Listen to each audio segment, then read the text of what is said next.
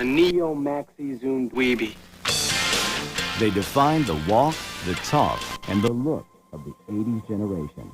They were the Brat Pack. 8 beautiful, cocky kids with limited resumes, but unlimited potential. These actors had an appeal, wide-ranging appeal. They were sexy, they were glamorous, but they also had a touch of the real world to them. Their names became synonymous with brash, flash, and cash.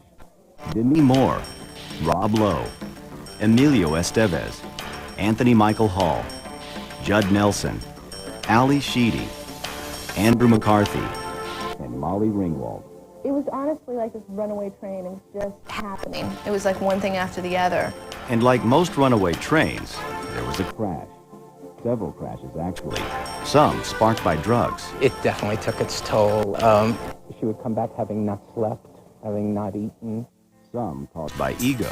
I went out there and I wrote and I directed and I acted in the movies, and the critics, press, man, they beat me up. And some by sex. If you could make a deal with the devil, would you do it? And if you did and wanted to get out of it, how would you do that? In the next 2 hours, we will jump headfirst into the wild lives and times of the Brat Pack. I'm getting free hotel rooms, and there's women calling, and there's free champagne, and it's all free. It's just free, and I'm free.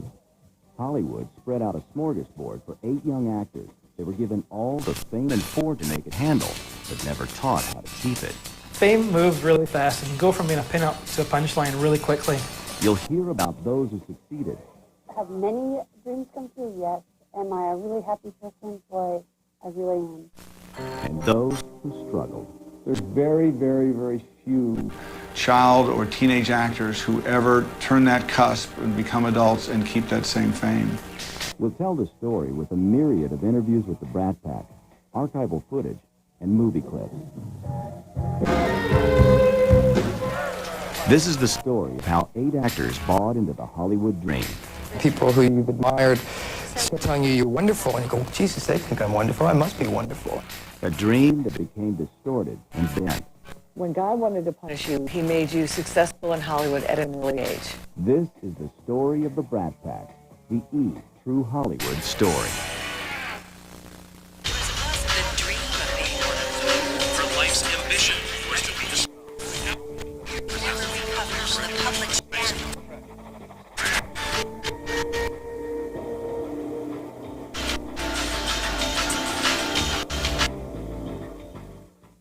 I gotta go. I gotta cram for an exam tomorrow. If I don't, I'll be a senior the rest of my natural life. Yeah, you're not the only one. Let's shag out of here. For decades, movies about teenagers have reflected popular American culture and captured the spirit of adolescence.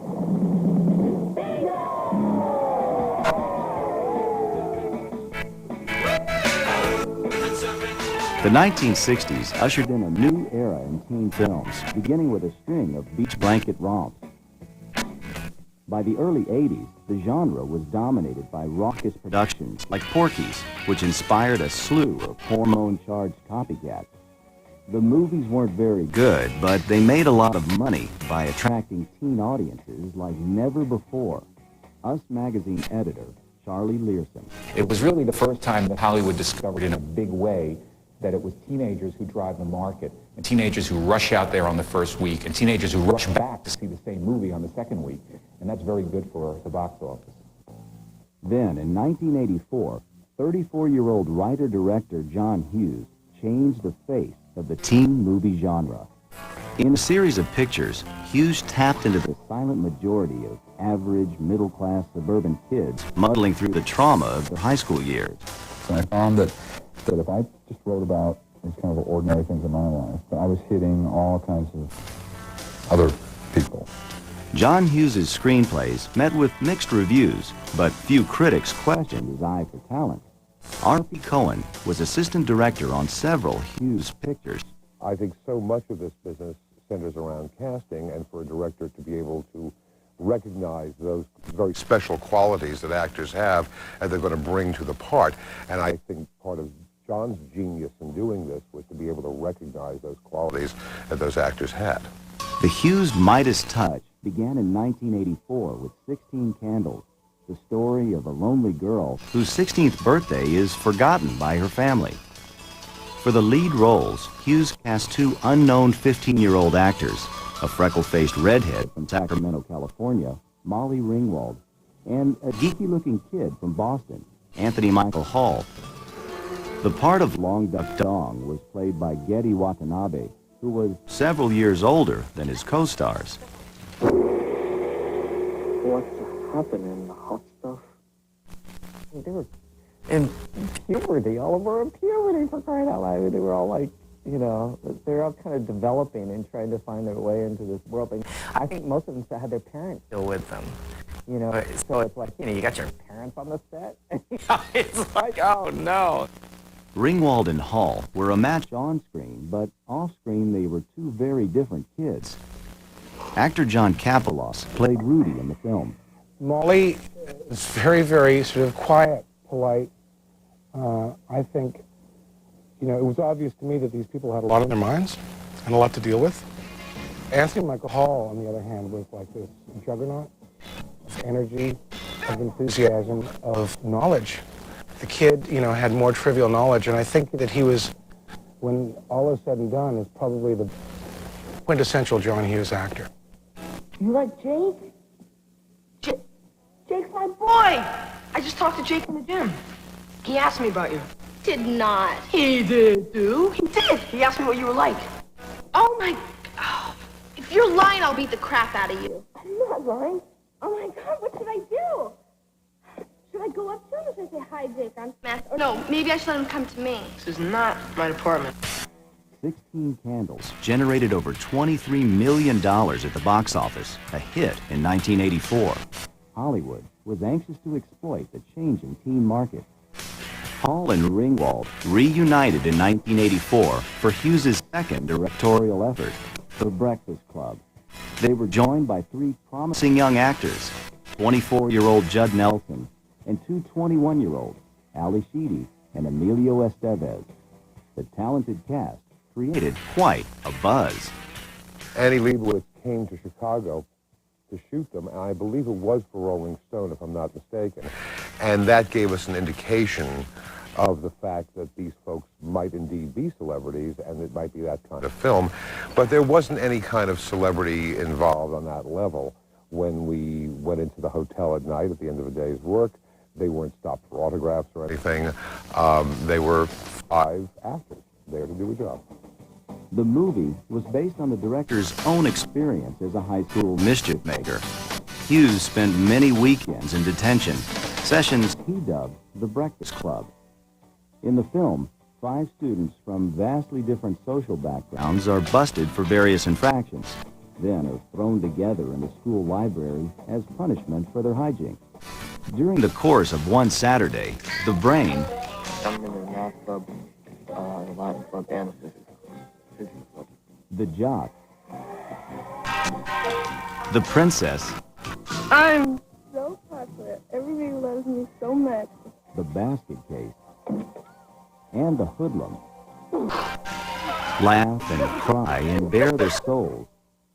Shooting on The Breakfast Club began in Chicago in March 1984, but the production moved at a snail's pace. Costume designer Eddie Marks. John spent a lot of time rehearsing each scene. A lot of times we were all locked out of the library and they were in there for hours rehearsing. So I think that a lot of that rehearsal got them into, you know, what they were doing. Actress Ali Sheedy liked Hughes' hands-on approach. You're interested in what you think, what you have to say, what you have to give to the script, and, you know, so it's not, it doesn't intimidate you as an actor or anything. It gets right in there with you. Gets down to it and really works on it. Because it is so true to life, and it is so emotionally heartfelt, and portrayed so well, and written so well, and directed so well, that one had that emotional draining experience on a day-to-day basis. 50 days to be exact. But the hard work of cast and crew paid off. The Breakfast Club was a form of teen psychotherapy with a defiant edge. Do you belong to the physics club? That's an academic club. So? So academic clubs aren't the same as other kinds of clubs. Oh, but the dorks like him, they are. What do you guys do in your club? In physics, well, we talk about physics, properties of physics. So it's sort of social. Demented and sad, but social, right? But John Hughes wasn't the only filmmaker to embrace the teen angst kick. In June 1984, just days after filming Wrapped on the Breakfast Club, another coming-of-age film went into production, St. Elmo's Fire. The character-driven plot would live or die on the strength of the cast. Casting director Marcy Liroff was hired to find just the right mix of talent. I always look at it as putting together the perfect dinner party. And you have to have all the right people sitting at the table, and you have to have the right people sitting next to each other as well. And there's a lot of chemistry flying, and it all has to fit together. Veteran producer Lauren Schuler Donner had some very specific ideas about who would sit at the St. Elmo's table. One of the things I have learned is that you want sex on the screen. I don't know how else to say it. You want to cast somebody in that role that you want to go to bed with. Not literally, but I mean that the audience wants to go to bed with. Dozens of actors were considered for the roles. When auditions were concluded, 3 graduates of The Breakfast Club, Emilio Estevez, Judd Nelson, and Ali Sheedy, were teamed with Demi Moore, Andrew McCarthy, and teen heartthrob Rob Lowe. 20-year-old Lowe and 21-year-old McCarthy worked together in the 1983 film Class, while Moore, also 21, made her acting debut in the soap opera General Hospital. These actors had an appeal, wide-ranging appeal. They were sexy, they were glamorous, but they also had a touch of the real world to them. They were also about to be branded for life.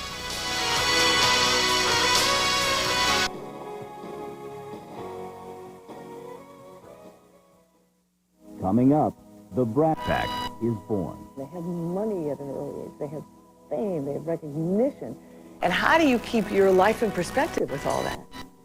And later, careers unravel, one tabloid at a time. I got myself into the mess that got me onto tabloid television, so I have only myself to blame for that.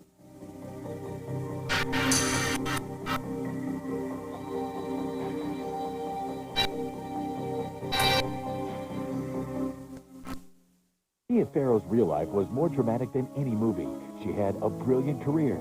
You couldn't get any bigger as your first big film. Intriguing romances. She was crazy, that little... She was Frank Sinatra. And a lover who had an affair with her daughter. One thing I have been guilty of is falling in love with Mrs. Sparrow's adult daughter. How did one man's love lead to a mother's betrayal? I was completely traumatized. Mia Farrow. Tomorrow at 8 on the E! True Hollywood Story. When traveling, some people get detoured. Is this the 338 to New York? That is. Some get delayed. All we have is one luxury sedan. They should really change the sign to, we have car. And some This can't be happening. take an ass to get more than they bargained for. I know that you took a hallucinogenic in prison. Steve Martin, Goldie Hawn, We need to love more and learn to love. the out-of-towners. Come on, Nancy, let's get her. Rated PG-13. Starts Friday in theaters everywhere.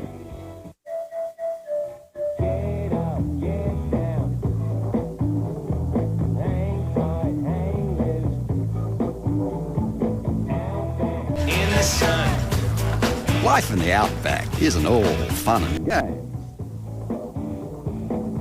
After all, sometimes we have to eat.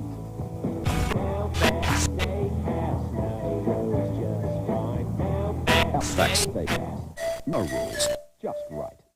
Over 30 years ago in our laboratories, eye care was revolutionized with the introduction of Visine. Today, our latest advance, an even better Visine. Advanced Relief Visine. Its unique formula gets the red out, plus more. This simulation shows how it spreads the cooling, soothing relief of 3 moisturizers. Discover how good your eyes can feel with Advanced Relief Visine. It gets the red out and the irritation, too. Look for a money-saving coupon in Sunday's paper.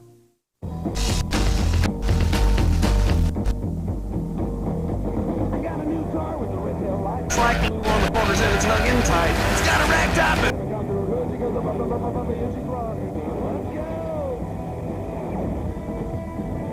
The 1999 Mazda Miata. Set it free. And it'll return the favor.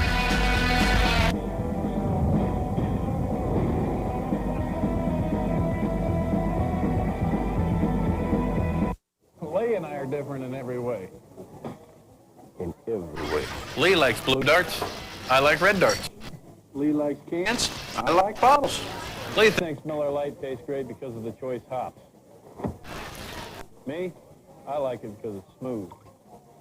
Hey, Lee, you see my last dart? Yeah. I'm telling you, Lee. Bottles. Miller Lite, the great taste of a true Pilsner beer. This portion of E is brought to you by Miller Genuine Draft to remind you that it's time for better beer breath. From her Broadway act to sister act, she became a star. Kathy Najimy Celebrity Profile, this Wednesday at 8, only on E.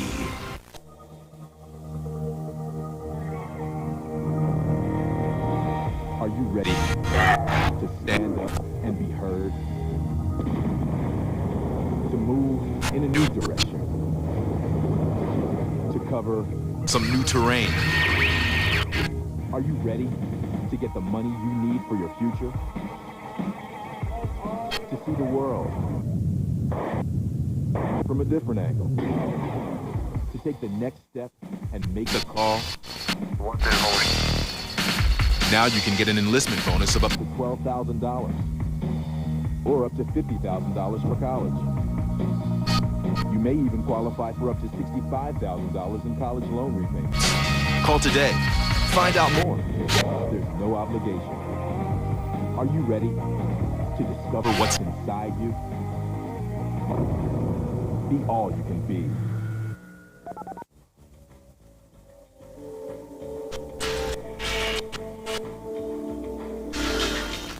In the mid-1980s, writer-director John Hughes tapped the lucrative teen movie market with films that cut to the core of high school angst. But Hughes wasn't alone, and others soon followed the trend. St. Elmo's Fire, which began shooting in the spring of 1984, became the quintessential 80s film. The movie was a blessing for some members of the cast and a curse for others.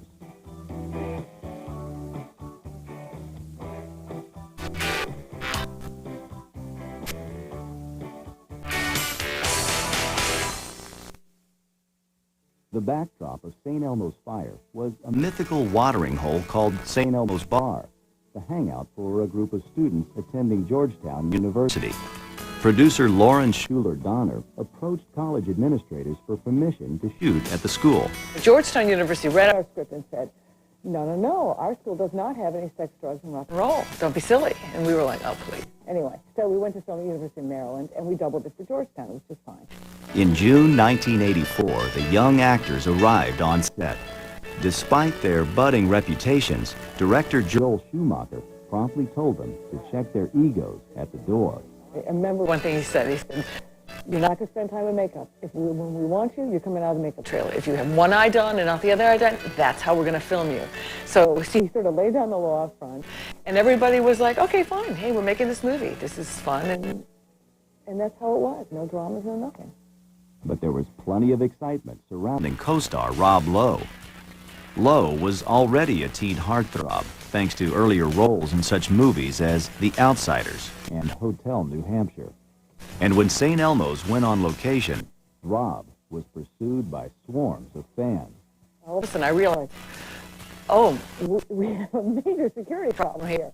So quickly we called in the campus security, and I corralled some of the production assistants and ADs, and we had to surround Rob, literally, because we couldn't move. Suddenly there were hundreds of kids surrounding him because he was a huge star. And we had to escort him off this football field in order to get him away from everybody. It was amazing. He was huge, absolutely huge. Despite the distractions, shooting on St. Elmo's Fire proceeded without a hitch. In the story, St. Elmo's Bar is ground zero for a series of encounters, from silly to serious, that challenge the group's close bond. Somebody give me a screwdriver and a hammer. Dad, let's go. Of course, you do know what it means to have a suspended license for drunk driving on your record. Yeah, because there'll never be a cop in D.C. How off in a trade? You're not angry? No, I'm not angry. Never trust a woman who says she isn't angry. Tell me about it. You're the one who's so angry these days. Not writing for the paper would make you happy. Maybe you should call your wife. Let me tell you something. Writing obituaries is not writing. All my characters die in the end. I like to write something about the meaning of life for a change, you know? Get your chance, Kevin. Yeah, hold your breath. Tommy! Tommy Bancroft, Senator Hodges' key guy. I want you to meet him and to be impressive. Oh, yes. In February 1985, 4 months before the release of St. Elmo's Fire, The Breakfast Club premiered to mixed reviews and sold out theaters. There was an emotional, spiritual coming together between the audience, the writer-director, and the actors. And that created a thing all of its own. To capture the spirit of this new genre of films, editors from New York Magazine sent reporter David Blum to Los Angeles in the spring of 1985. Blum's assignment was to profile 23-year-old Emilio Estevez. Carl Kurlander, who co-wrote the screenplay for St. Elmo's Fire, met with Estevez shortly before the reporter arrived. He told me that David Blum, or a writer, was coming to write an article to do a profile on him, and to be nice, as Emilio always is, he wanted to invite him along for the evening. But the article, from what I understood, was supposed to be about Emilio and his activity and what he was doing. That evening in the spring of 1985 proved to be no ordinary night on the town. First, Estevez invited a group of friends to see the movie Ladyhawke, starring his buddy, Matthew Broderick. According to Blum, Estevez insisted the theater manager provide free passes, a demand Blum thought was rather tacky. Tickets cost only $6. Estevez and friends were admitted without charge. Following the film's 8 p.m. screening, Rob Lowe and Judd Nelson joined Kurlander, Blum, and Estevez at L.A.'s Hard Rock Cafe. Moments after their arrival, the young guns were surrounded by a bevy of attractive women.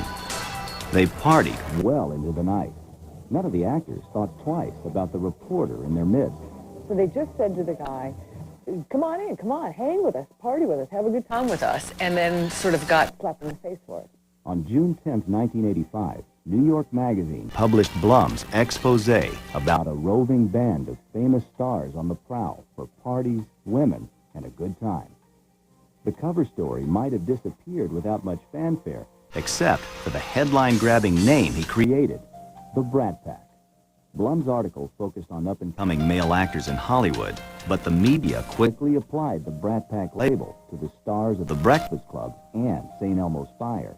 Hollywood is about too much, too soon, and how you handle it. That's what celebrity journalism is all about, and it's kind of watching how people handle too much too soon. The Temptations showed up practically after the first weekend of their first big hit movie, and they threw themselves into them with abandon. These guys were major players on the party circuit. The Brat Pack symbolized the me generation, the 80s decade of decadence. Jonathan Bernstein, author of Pretty in Pink, the golden age of teenage movies. Hollywood in the 80s was like a decadent, drug-guzzling place anyway, and suddenly, you know, you're the guy that's filming some $30 million comedy. Obviously, you know, people are going to want to be your friend, give you a bunch of sex, take you into the bathroom, give you a bucket of drugs. The exploits of the Brat Pack were recounted in story after story with plenty of tabloid sizzle. The tension of heat was red hot on them, red hot focus. I could see there were moments when you could tell that these guys were feeling their oats as stars. 2 weeks after the New York Magazine story broke, St. Elmo's Fire opened in theaters nationwide. The film's memorable soundtrack and the publicity surrounding its stars attracted a surprisingly diverse audience. The baby boomers were also in their early 30s and not so old that they couldn't identify. So you not only reached the teen audience, but you tapped into that big baby boom audience too. Riding the wave of two box office bonanzas, the young actors from The Breakfast Club and St. Elmo's Fire became bona fide stars almost overnight.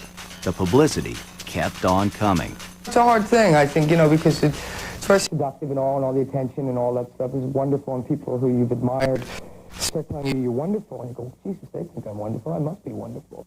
But in Hollywood, success often comes with some nasty strings attached. David Brown, a producer, a very smart producer, once said, when God wanted to punish you, he made you successful in Hollywood at an early age. And I think young actors are the worst victims of all, because you have so much coming to you. You have so many people saying, yes, you're fabulous, you're wonderful, you're the greatest, so that there's no more opportunity left in their lives. They have the whole world open to them. They have money at an early age. They have fame. They have recognition. And how do you keep your life in perspective with all that? For many members of the Brat Pack, the pressures of success became overwhelming. It's impossible to get any kind of perspective on what is happening to you. And, it's scary, and I think, I just think it's sort of like something that changes your whole life, forever, basically.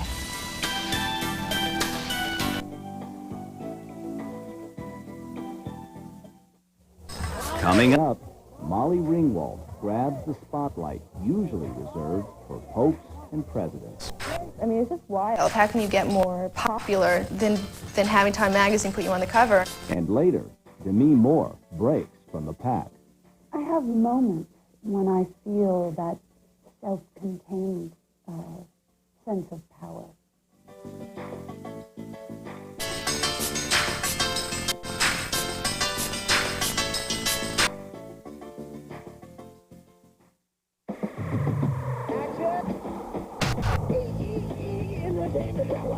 What's up, E? My favorite channel. I live for this stuff. Look at this. Hey, how you doing?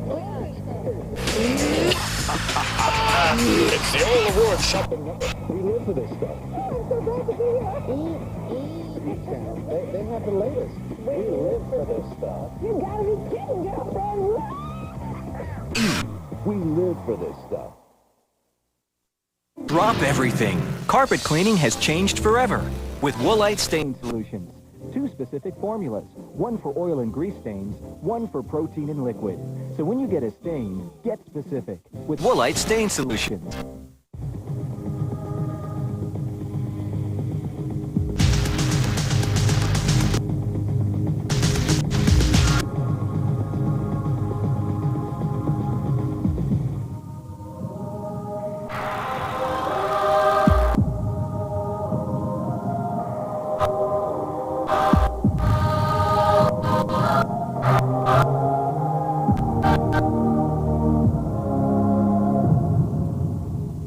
My girlfriend back home wants to talk. Uh-oh. Oh, hey, call her Saturday, man. It's cheaper. Well, actually, you can get all your calls for under $1 any day. Really? How? Dial 10-10-220. You can talk up to 20 minutes for only 99 cents. 99 cents? Hey, that's cheaper than your clip-on nose ring. What if we talk over 20 minutes? It's just 10 cents a minute after that. So 10, 10, 220 cheap every day. Oh, yeah. If I had a phone, I'd use it. Dial 10-10-220.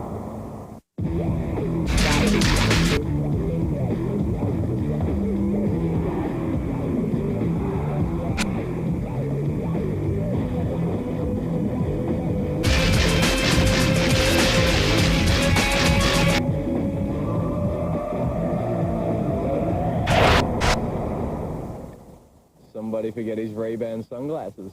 What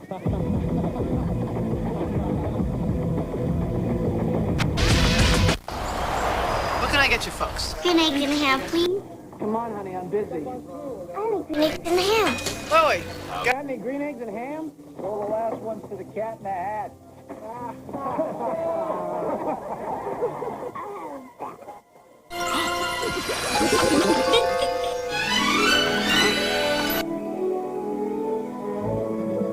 A new universe of theme parks, resorts, and nightlife. Universal Studios Escape. Are you ready? Hold your breath. Make a wish. Count to 3. Come with me, and you'll be in a world of pure imagination. It all starts pretty soon. Be there for the celebration. Daddy, I want it now. I want it now. Now.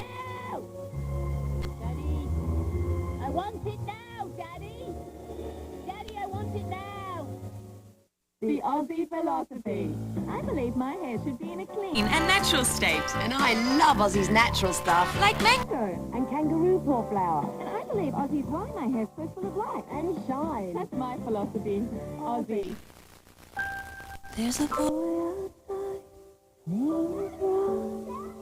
He wants to play in our backyard. Can I, Daddy, can I?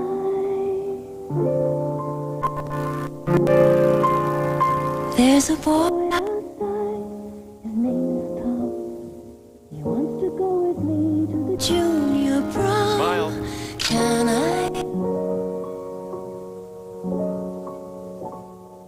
There's a boy outside, his name is Jim. He wants to know if I can marry him. Can I? Daddy? Can I? Visa Platinum. With an exceptional credit limit and Visa acceptance for purchase power you can really use. Daddy? And sooner or later, you will. This portion of E! Entertainment Television is brought to you by Visa. It's everywhere you want to be.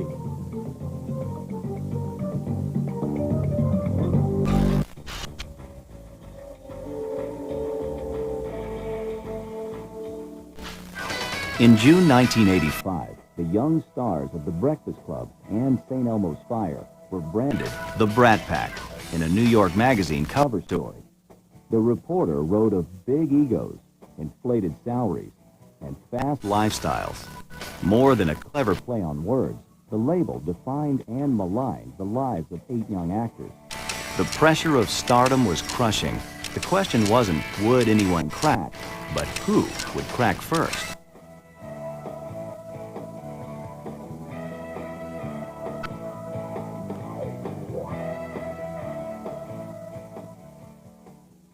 Well, I think one reason that we're so interested in celebrities is we like to see how fame and fortune affects people. So watching the Brat Pack, we get this lesson of what fame does to real people. And we see some answers. It leaves wreckage for a while. It hurts. After the Brat Pack story broke, the lives of the 8 members of the pack were indeed changed forever. It was sort of an easy label for journalists to latch onto and categorize. And it was uncomfortable for many years. And I became very reclusive, and I did very few interviews and stopped going to premieres. I became less and less accessible. But 17-year-old Anthony Michael Hall, the youngest Brat in the pack, reveled in the attention. The joke of it is that it's so fun, and that I just dig it. I'm just having a good time. I'm getting free hotel rooms, and there's women calling, and there's free champagne, and it's all free. It's just free, and I'm free. Hall's cocky attitude was in sharp contrast to his nerdy on-screen persona in The Breakfast Club. But Hall showed flashes of brilliance in the film. He caught the eye of legendary filmmaker Stanley Kubrick. In 1985, Kubrick cast Hall in the coveted lead role in his Vietnam epic, Full Metal Jacket. Director Richard Tuggle. Kubrick was sort of delaying the date. And a 17-year-old to be in that kind of movie would have been an incredible break. So instead of Michael kind of working his schedule around Kubrick, I think he basically said, I don't want to wait any longer. Which was a huge mistake for him. Michael's impatience didn't fly with Kubrick. Hall was fired before shooting began and replaced by Matthew Modine.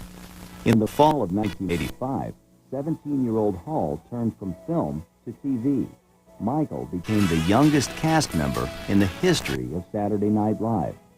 It was a big opportunity, but there was a problem. 5 years earlier, when Michael was only 13, he started to drink.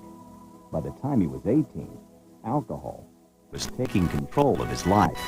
Hall drank and partied his way through a lackluster first season on Saturday Night Live. You can't phone that job in.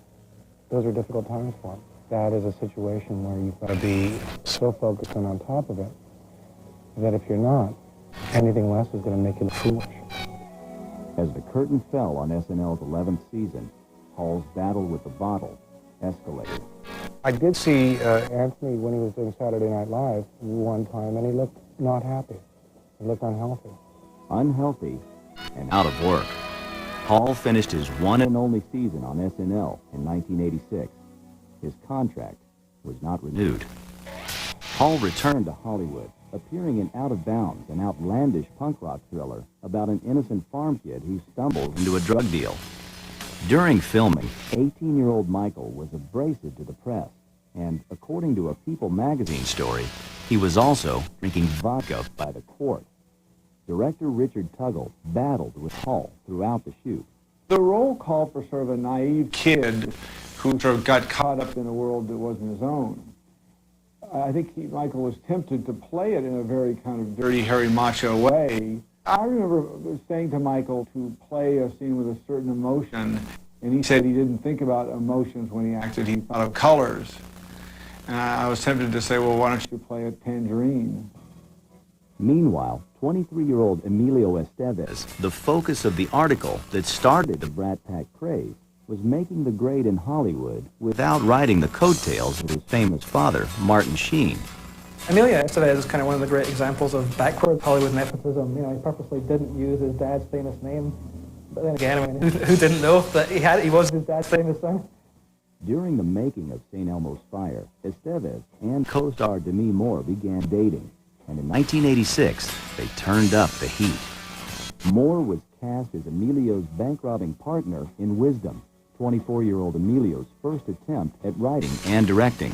Could have been seen as kind of a precursor to Natural Born Killers. You know, he's this guy that goes on a robbing rampage and becomes like a media hero and everything, and then he gets thrown in jail. But it was all just a dream. But, you know, the day it opened, you know, there was like tumbleweeds going outside cinemas. You know, nobody went to see it. Unfortunately for Estevez, the critics didn't stay away. Wisdom received scathing reviews. While Estevez and Demi Moore licked their wounds, 26-year-old Judd Nelson attracted attention with his irreverent attitude. Nelson was never shy, the result of his upper-middle-class upbringing in Portland, Maine. Judd Nelson's mother was a Democratic representative, and his father was an attorney, and these are both jobs that require you to be like a loud, vocal, voluble, demonstrative person, and I think that's very evident in his acting style. Despite his Hollywood lifestyle, Judd was the one member of the Brat Pack who seemed to be the least affected by the trappings of fame and the most cynical. There's a line from the William Goldman book, Adventures in the Screen Trade, where he says, the important thing to know about the motion picture industry is that nobody knows anything. If Judd Nelson was the Brat Pack's resident cynic, Molly Ringwald was the innocent waif. The daughter of a blind jazz musician, Molly began singing in her hometown of Sacramento, California in 1972, when she was only 4. Molly's career took off soon after her family moved to Los Angeles in the late 70s. By the spring of 1986, 18-year-old Ringwald graced the cover of not one, but 2 of America's most popular magazines, Life and Time. It was honestly like this runaway train. It was just happening. It was like one thing after the other. You know, and finally I think the climax was Time magazine, and it was like, how can you get more, I mean, it's just wild. How can you get more popular than having Time magazine put you on the cover? The Time magazine caption read, "Ain't she sweet?" And was she ever? Molly Ringwald was the nation's dream teen.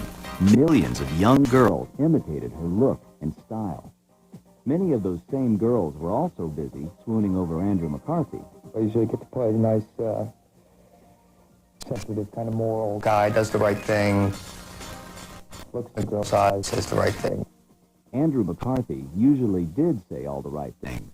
Like Judd Nelson, Andrew enjoyed a privileged East Coast upbringing.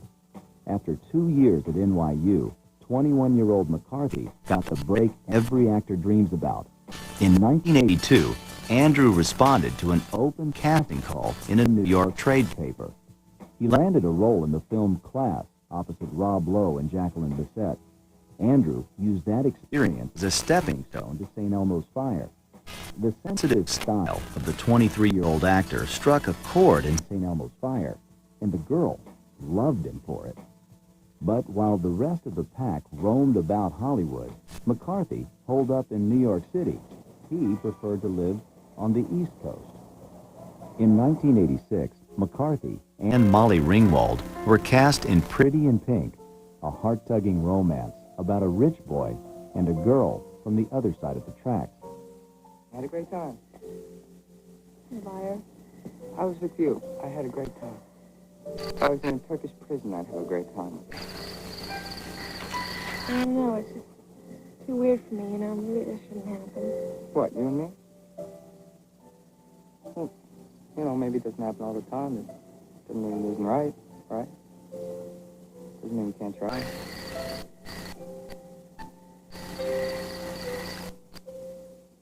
Feel any better if I asked you to prom? I mean, I know the prom's kind of lame, so if you don't want to go, it's really no big deal.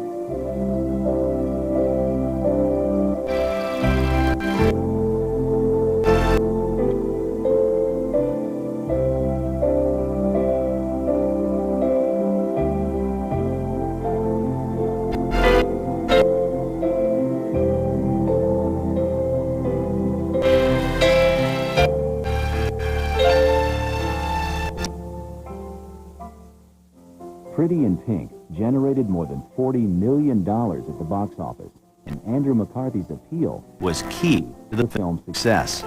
Director Howard Deutsch. Girls just adored it. They would go up and introduce themselves in packs to him. But for McCarthy and many other members of the Brat Pack, the adulation would not last.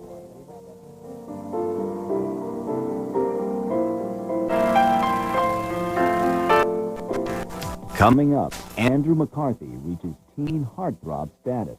You're in your early 20s and these girls are making these noises and sounds and going through these orgasmic delights.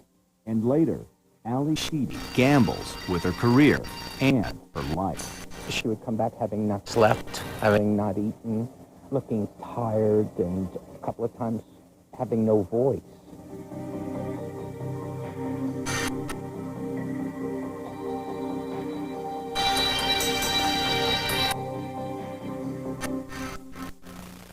She stole the heart of the nation on TV's Father Knows Best. She was extremely talented, cute as a button. But no one knew the dark secrets Lauren Chapin kept. My father was molesting me. Secrets that forced her into prostitution, Turning as many as 15, 20, 30, 40 tricks a night. drugs, and despair. I took that milk sleeper to my left arm. Follow the shocking story of a child star's escape from hell. I literally wanted to die. Lauren Chapin, next Sunday at 8 Eastern and Pacific on the E! True Hollywood Story.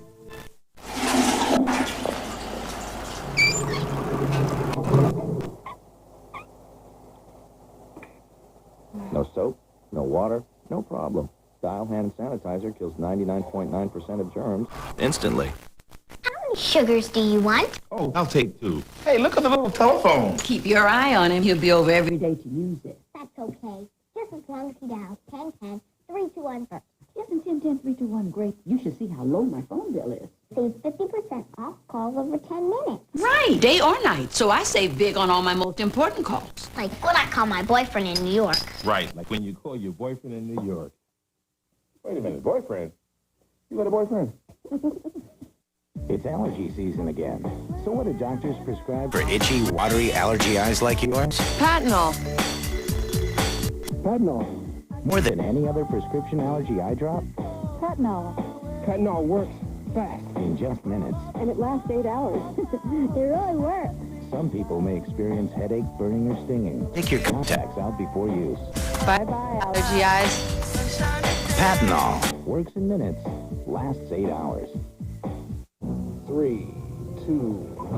There is a conspiracy spreading across the country. Its members see things no one else can. What they're watching looks like a movie, but it's a movie premiere that can't be seen anywhere else. And they can access thousands of movies a month.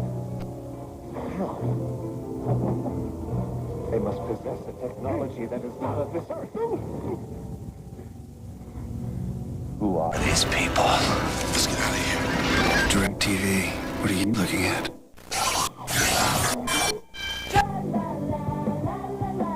Through this door is the power to make the internet come to life. Making up a mess of fun. Making up a mess of fun. Introducing the Pentium 3 processor. Don't just get onto the internet, get into it. Find out how at Intel.com. The new age of beauty? It's color that looks Younger, more alive. It's the age of Revitalique, the breakthrough age-defying hair color system. Revitalique combines sensational color with a retinol color complex, infusing dull hair with new life, new vibrancy, new shine. And Revitalique goes beyond other hair colors with a daily protectant to strengthen and revitalize between colorings. Revitalique age-defying color, so advanced it could only come from Clairol.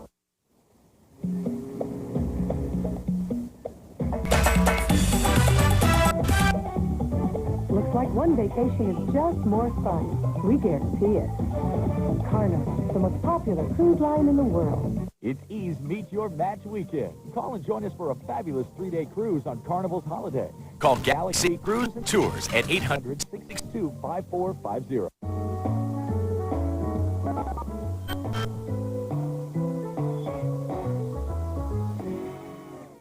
I remember it like it was yesterday. I was hosting my first big business dinner, and I paid with my Visa card.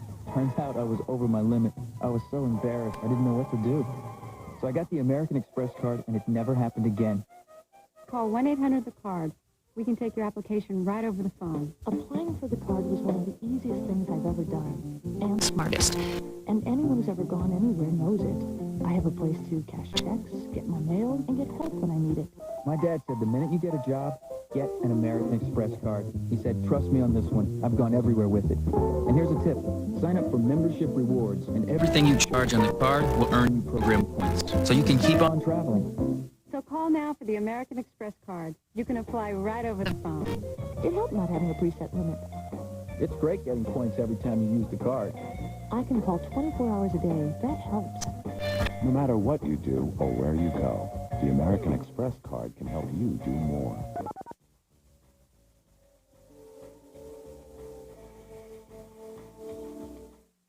By 1987, the members of the Brat Pack were headed in wildly different directions. If they had one common bond, it was their contempt for the media and the Brat Pack label.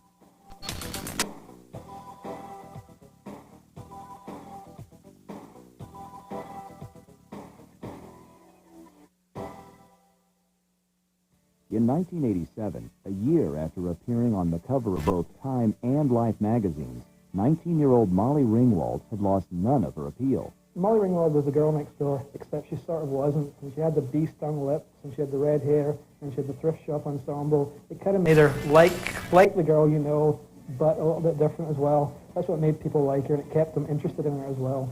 Molly was a bankable star. She was also rich, pulling down more than $1 million in total for her roles in 3 John Hughes films, 16 Candles, The Breakfast Club, and Pretty in Pink. Ringwald's co-star in Pretty in Pink, 24-year-old Andrew McCarthy, was also cover story material, but Andrew shunned the publicity. He very much wanted to be taken seriously, and still does, as a good actor. I think all that other stuff he believed got in the way, and it was uninteresting to him. You know, he really was hungry for people to see his work, not his picture on the cover of Teen Magazine or Tiger Beat or that stuff. Director David Anspaugh. Andrew is a very private person. He really shuns the spotlight and the limos and the red carpet and working the press and all that ain't for him. But the more Andrew withdrew, the more intriguing he became to the media and to his adoring fans. Kim Cattrall co-starred with McCarthy in the 1987 film Mannequin. I remember when we were shooting in Philadelphia, Mannequin, and we were walking down the street, a bunch of us after dinner, and there was this group of girls that were walking in the opposite direction, and they got about 3 feet past us and started screaming, and I don't know how you deal with something like that, you know? I mean, you're in your early 20s, and these girls are making these noises and sounds and going through these orgasmic delights, and you're just passing them on the street. I mean, it must do something for your ego, but it must be kind of freaky as well. While Andrew McCarthy fought off the girls, 25-year-old Ali Sheedy was fighting to escape the past. 4 years earlier, in 1983, Sheedy helped prevent global thermonuclear destruction in her first film, War Games. But shaking the Brat Pack label proved to be an even bigger challenge. It's just sort of like somebody saying to you, no, you can't graduate from high school. You have to stay in high school for the rest of your life. Still, the fascination with Allie was undeniable. The whole 80s Brat Pack appeal was really male-dominated, but of all the women who were classed as brats, no one had a stronger, kind of more mysterious sex appeal than Ally Sheedy. Although Allie never really ran with the pack, she couldn't escape its grasp. Sheedy was an accomplished character actor, but the notoriety of the Brat Pack thrust her into the role of leading lady. In 1987, Allie starred in Made to Order. The film bombed at the box office, and just like that, Sheedy's phone stopped ringing. Ally Sheedy went through a terrible period where her agent said, look, no, you're not sexy enough. No one wants to sleep with you. You've got to have a complete makeover. And by makeover, he didn't mean hair and makeup. He meant plastic surgery, breast enhancement, teeth capping, liposuction. But Ally Sheedy wanted no part of Hollywood's obsession with the starlet image. She was more accustomed to loftier pursuits. Director Marty Davidson. She's from a family of people who accomplished things. Her mother was a great success in the literary world. She was at the forefront of the women's movement. That's who Allie grew up with. There was no room to be second best, so it puts a lot of pressure on you right from the get-go. Emilio Estevez also felt the pressure to succeed. Emilio's career was at a crossroads after the failure of his film Wisdom.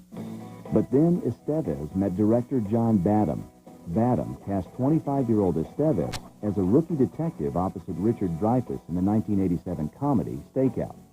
Well, there's a very sweet quality to him. There's a very accessible quality, and there's an innocence and naivete. He's a nice-looking young man, and he has a nice way about him on screen, and I think that made him very appealing.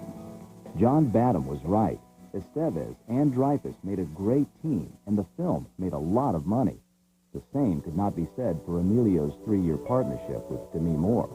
At the screening of Stakeout in the summer of 1987, Moore met Bruce Willis, an actor she described as charming and sweet. Soon after meeting Willis, Demi and Emilio called it quits. And in November 1987, Demi Moore and Bruce Willis married, not once, but twice. The first ceremony was in Las Vegas. Then, 2 weeks later, Moore and Willis exchanged vows at Warner Brothers Studios in Burbank, California. Rock legend Little Richard presided at the second ceremony. Moore was 25, Willis 32. Ally Sheedy and Demi Moore became friends during the filming of St. Elmo's Fire, but Sheedy believed Demi's decision to marry Willis was a mistake. She was a bridesmaid at that wedding, and she wasn't the most friendly bridesmaid imaginable, because she sort of didn't like what was happening. She thought Demi was marrying Bruce just to create this, consolidate their power, and go forward with their careers, and they would have the Hollywood forces to reckon with. And as it turns out, they did become the most powerful couple in Hollywood for a while. Ally Sheedy's instincts were right, although Moore and Willis would take a few years to achieve A-list status. Judd Nelson, meanwhile, made a vow of his own to avoid being typecast. If you were making a movie in the 80s and you wanted a loud, obnoxious guy, you looked in the book under Judd Nelson. 28-year-old Nelson landed the role he coveted in The Billionaire Boys Club, a 1987 made-for-TV movie. In a strong performance, Judd played a cool, calculating thrill killer who nearly got away with the perfect crime. Judd Nelson was on the rebound, but the careers of Molly Ringwald and Andrew McCarthy began to slide. They were paired up in the 1988 film Fresh Horses, but the movie, heavy in melodrama, sank like a rock at the box office. Audiences just didn't connect with the story. After 5-10 minutes, they're trying to laugh, and then they're not laughing so hard, and they think they're supposed to, but it's not funny, and it's getting darker and darker, and the laughs are fewer and fewer. Not only didn't people buy Molly Ringwald in her post-teen roles, but they certainly didn't buy her in her post-Sweet and Nice roles, when she tried to play like a jaded, nasty bad girl in Fresh Horses with Andrew McCarthy, who people loved them together in Pretty in Pink. But nobody was buying it this time. These people had tremendous career momentum, and they were the flavor of the month in Hollywood.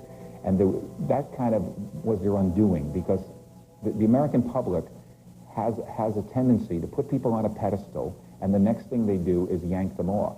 As the 80s drew to a close, teen heartthrob Rob Lowe was still atop that pedestal.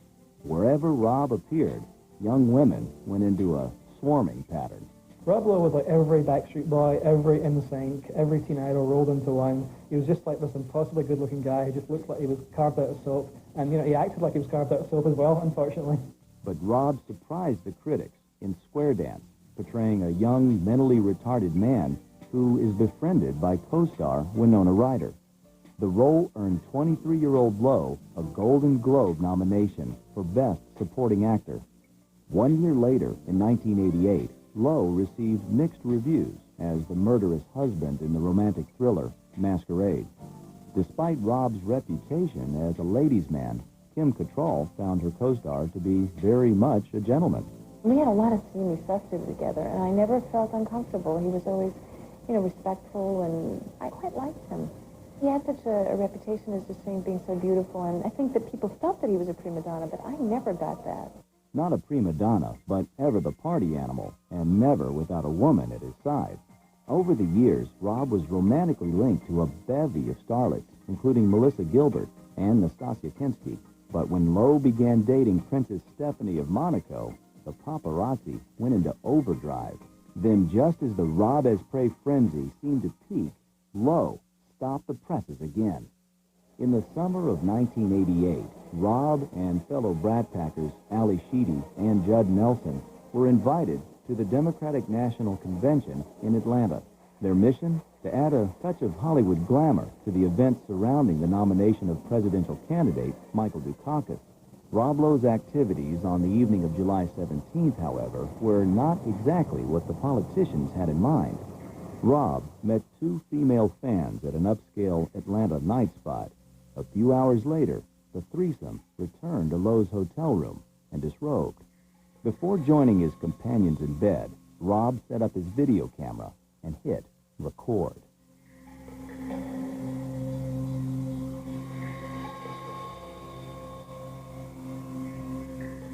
Coming up, Rob Lowe faces a lawsuit, criminal charges, and a firestorm of controversy.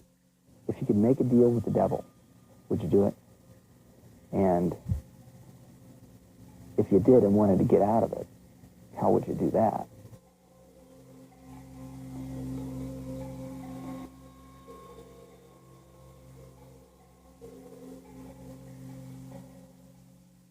Mia Farrow's real life was more dramatic than any movie. She had a brilliant career. You couldn't get any bigger as your first big film. Intriguing romances. She was crazy, but look, he was Frank Sinatra. And a lover who had an affair with her daughter. The one thing I have been guilty of is falling in love with Mrs. Sparrow's adult daughter. How did one man's love lead to a mother's betrayal? I was completely traumatized. Mia Farrow. Tomorrow at 8 on the E! True Hollywood Story.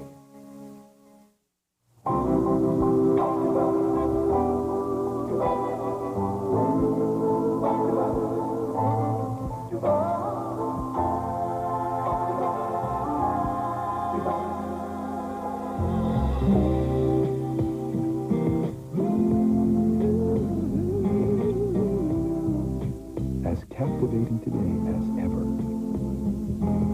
El Dorado. Drive the dream.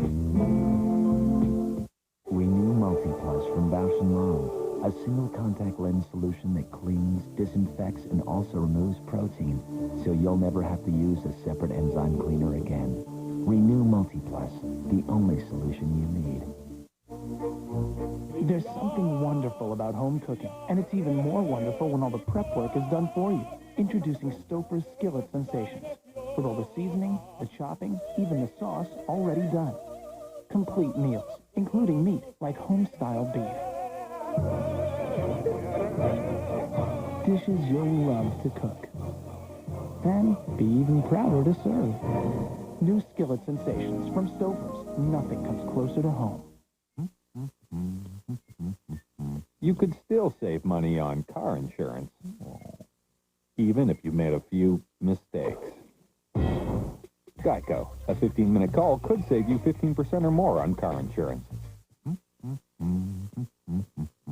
You could still save money on car insurance, even if you made a few mistakes.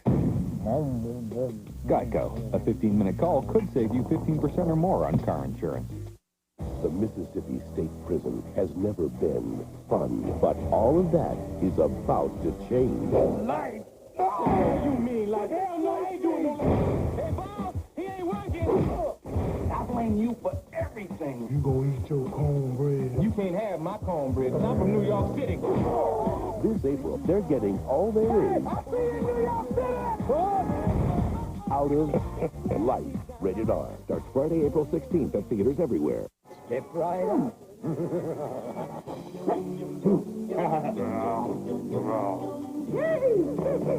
Wouldn't you like to dance? Of course, you lead.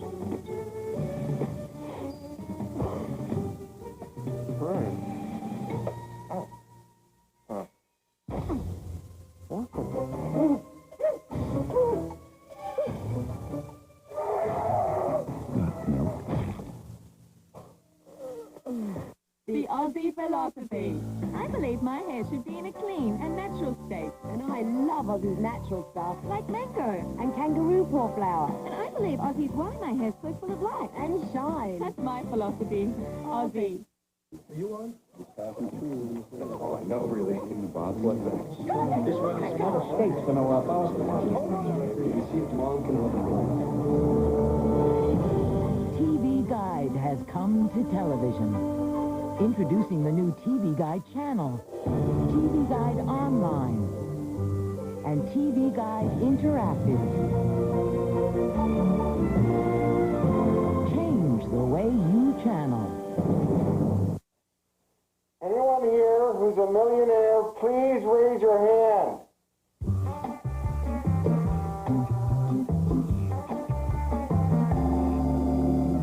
McDonald's will give you $1 million. What you do with it is up to you. The excitement of the Monopoly game is back at McDonald's. Just buy America's favorite fries and play for a chance to win millions of prizes, including $1 million cash. Where can you go to play the Monopoly game today? Did somebody say McDonald's? This portion of E is brought to you by the irresistible taste that makes you say, did somebody say McDonald's?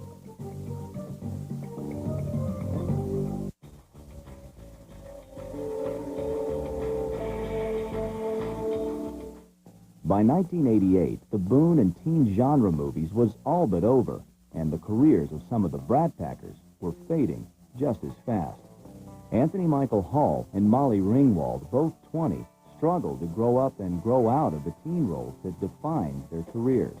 Andrew McCarthy, 25, and Ali Sheedy, 26, found themselves out of favor and out of work.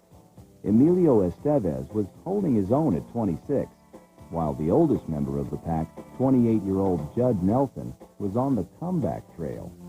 But most of the action centered around Demi Moore, 25, and 24-year-old Rob Lowe, for very different reasons.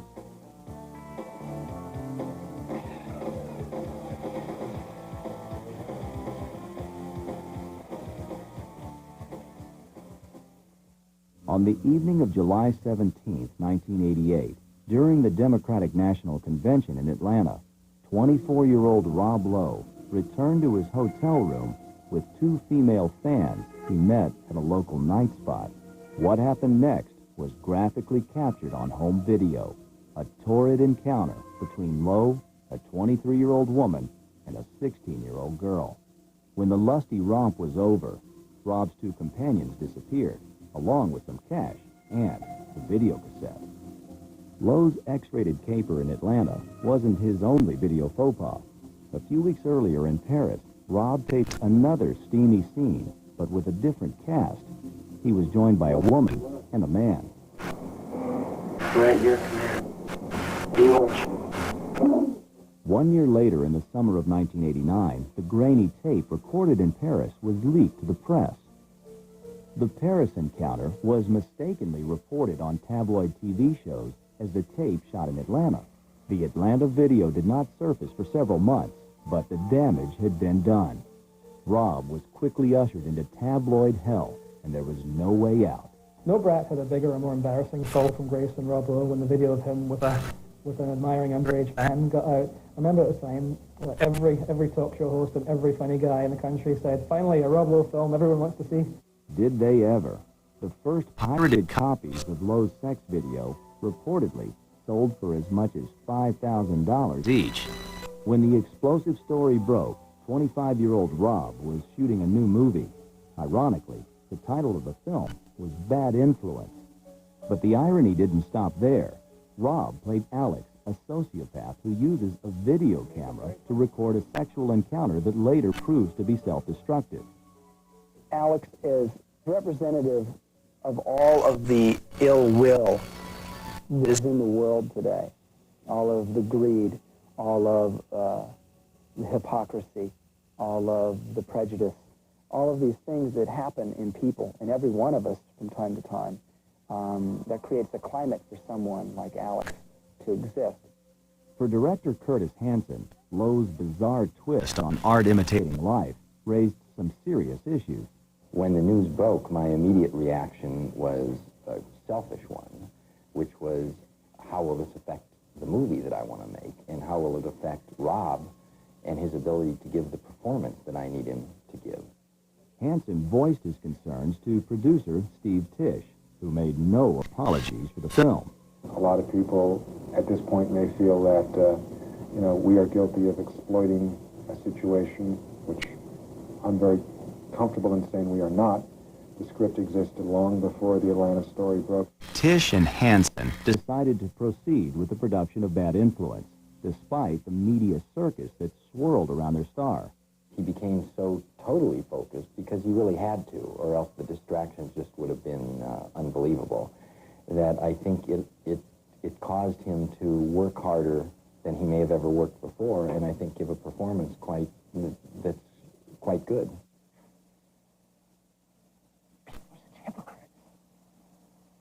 Walk through their whole lives playing innocent to the day they die, but they're not innocent. I showed you that. While Rob Lowe struggled with forces on the outside, 26-year-old Ally Sheedy was waging an internal battle. When she was younger, Ally dreamed of becoming a dancer. As a result, she obsessed about her weight. Director John Badham noticed Ally's eating habits during the filming of War Games. She was looking at her diet and going, oh, I can't put on any weight. I've got to be real slim for this, so I think I'll only eat nuts and grains. You go, I don't think nuts and grains are the things you should just be eating. Sheedy developed bulimia, eating binges followed by long periods of starvation dieting. Despite Ally's dangerous eating disorder and doubts about her ability to carry a film, director Marty Davidson gambled on Sheedy in the 1989 movie Heart of Dixie. Ally was cast in the lead role, but the shoot turned into an ordeal. Along with things that were going on in her personal life at the same time, led for a conflict that eventually just kind of imploded on her. A chance meeting between Ally and musician Richie Sambora during a break in filming Heart of Dixie only made matters worse. Sambora, guitarist for the rock group Bon Jovi, met Sheedy on a plane bound for New York, and the couple were rarely apart. But according to a story in Us magazine, Sheedy alleged Sambora was a heavy drinker and became abusive, allegations he denied. She then, after that point, entered into a very destructive relationship involving sleeping pills and lack of sleep and just wild times that were not very good for her. It definitely took its toll. She would come back having not slept, having not eaten, looking tired, and a couple of times having no voice.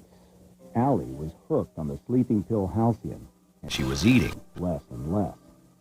Just vegetables. Her skin was actually turning orange.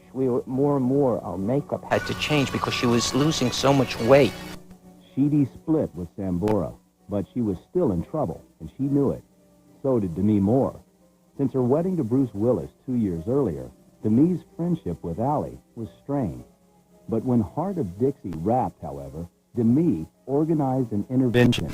Ironically, in their role in St. Elmo's Fire, Sheedy participated in an intervention for Moore's character. But in the real-life drama, Allie agreed to follow the advice of her friends and seek help. She was admitted to Hazelden Rehab Clinic in Minnesota. In June 1989, halfway through her 2-month stay, Allie celebrated her 27th birthday. Following her release from the clinic, Sheedy was called back to the set of Heart of Dixie to shoot some additional scenes. And from the moment I asked her till the moment we arrived there, it was like a whole new person. It really was the most fun to be able to go down there and work with Allie under different set of conditions, under a healthier person, and her work was so much, she trusted herself more. There was greater depth, less self-doubt. Allie Sheedy's personal life was back on track, but Heart of Dixie did nothing to bolster Allie's reputation as a leading lady. 27-year-old Andrew McCarthy was also reeling after a series of box office flops. But Andrew's luck changed in 1989 with the dark comedy Weekend at Bernie's. McCarthy played a crafty insurance man caught up in a wild weekend adventure with his buddy and a dead guy named Bernie. The film was a surprise hit with critics and audiences, but Andrew was upstaged by the stiff. If you play in a dog movie, the dog's the star. If you play in a big ape movie, the ape's the star. If you play in a corpse movie, the corpse is the star. So even though Weekend at Bernie's was a big hit, it didn't do a whole lot for Andrew McCarthy's career. While Andrew McCarthy's career stalled, Rob Lowe's career was under assault. Early in 1990, the videotape of Lowe's erotic escapade in Paris hit the mass market via direct mail outlets. Sales were brisk and the media was unrelenting, but all the hype did nothing for Lowe's film, Bad Influence. I do not subscribe to the theory that any publicity is good publicity, and I certainly wish that that whole thing had never happened. Bad Influence quickly disappeared from theaters following its release in March 1990, but there was more bad news for 26-year-old Lowe. The mother of the 16-year-old girl in the Atlanta hotel room video turned the tape over to authorities. She also slapped Lowe with a civil lawsuit. Lowe's legal problems didn't stop there. If convicted on charges of having sex with a minor, Rob faced possible jail time. Fortunately for Lowe, the civil suit was settled out of court, and the Fulton County DA dropped the criminal charges. Rob agreed to perform 20 hours of community service in his hometown of Dayton, Ohio. Lowe considered himself lucky. Far be it for me to say, woe is me, really, because I got myself into the mess that got me onto tabloid television, so I have only myself to blame for that. Lowe's sense of humor helped him weather the media storm. So did his honesty. I think that people, first of all, accept it when someone admits their wrongdoing or mistakes, like I've made, my bad judgments. And, I know that it's important to not only admit them, but to accept responsibility and accept the consequences, which I freely do. It's part of being the man that I want to be. While Rob Lowe faced the backlash from his public indiscretions, 21-year-old Molly Ringwald was haunted by bad luck and bad choices. At that time, there weren't a lot of, great roles available for someone her age to play, and I don't know if she was getting great advice about what projects to pick. That was an understatement. Molly turned down roles in 2 1990 blockbusters.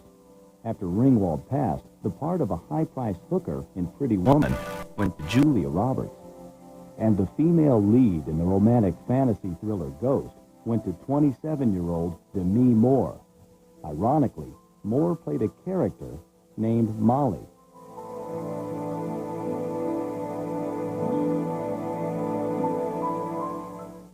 Coming up, Judd Nelson blazes his way on the comeback trail. Judd pulls up on his motorcycle, blah, blah, blah, blah, jumps off, stuff. And later, another celebrity marriage succumbs to the pressures of Hollywood.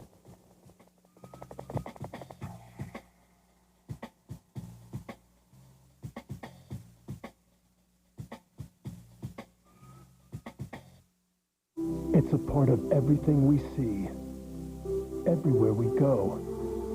It's a particular shade of yellow, or a perfect fragrance.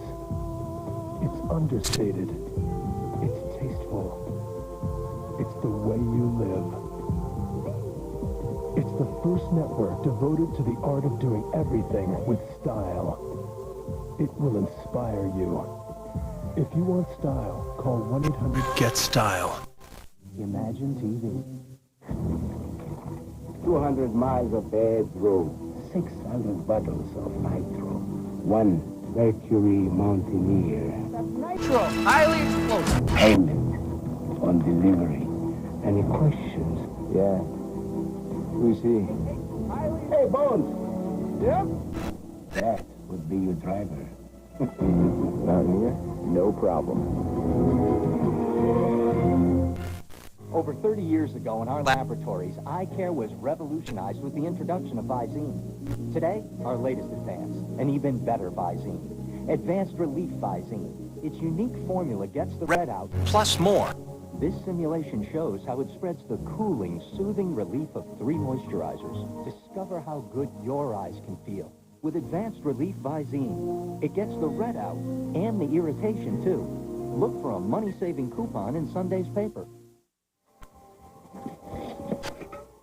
Sir, of all the sodas in this cooler, you picked aluminum cans. Any reason? The fizz? Ah, is that important in a soda? Yes, because It's a soda?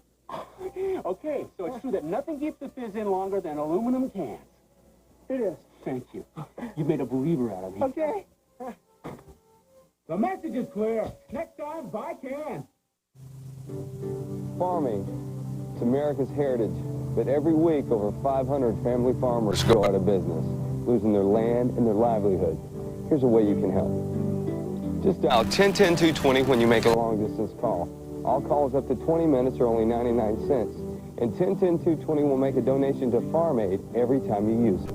So dial 10-10-220 and you'll get up to 20 minutes for only 99 cents, and you'll lend a helping hand to some hard-working American farmers.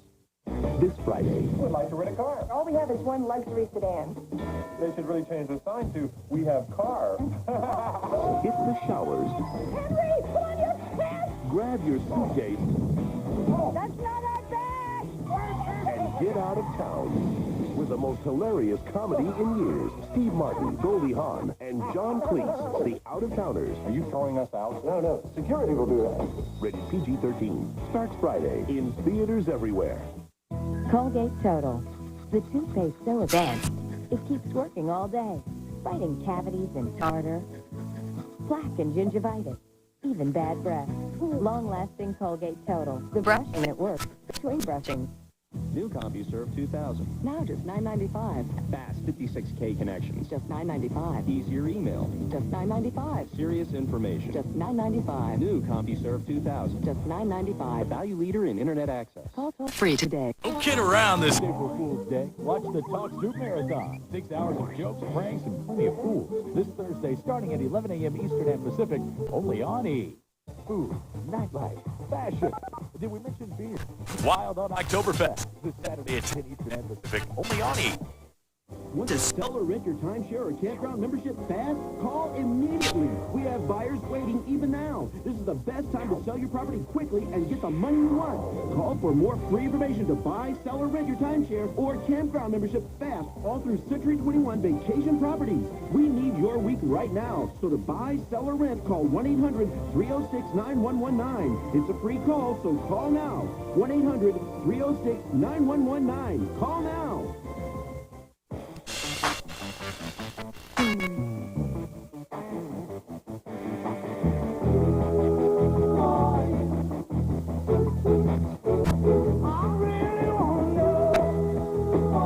Gateway can build you a PC that lets you be who you want to be. Like a Gateway Essential PC with an Intel Celeron processor for as low as $28 a month. And you can trade it in toward the purchase of a new one in 2 years. Call 1-800-GATEWAY.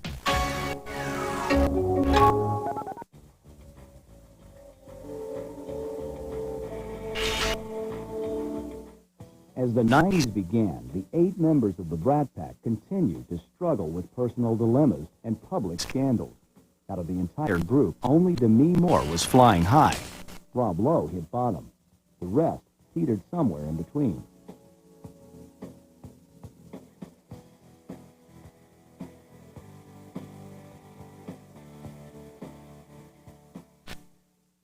While some of her Brat Pack colleagues were falling apart at the emotional themes, 27-year-old Demi Moore was determined not only to survive, but to be the best.